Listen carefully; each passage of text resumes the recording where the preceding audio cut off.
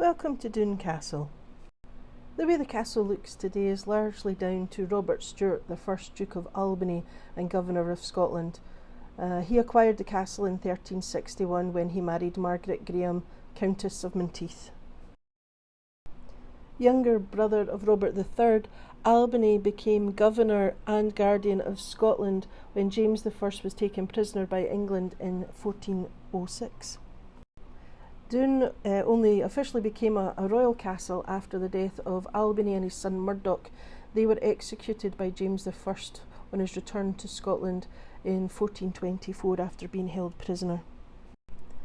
Doune's life as a royal retreat came to an end in 1603 with the union of the crowns, when James VI of Scotland left for London and became James I of England. Doune's become famous in the present day for its part in Outlander as Castle Leoch, Monty Python, Search for the Holy Grail, Outlaw King, Robert the Bruce, and it was in the pilot episode of Game of Thrones. There's lots of little nooks and crannies and secret spaces in the castle that you don't expect to find, and there's more halls than you realise as well, so it's quite a nice one to explore. There's been a long history of fortifications in the area. There was a Roman fort which was quite nearby. Some of the masonry and earthworks of the present castle tell you stories of the past, that there was probably a castle before the one we see today.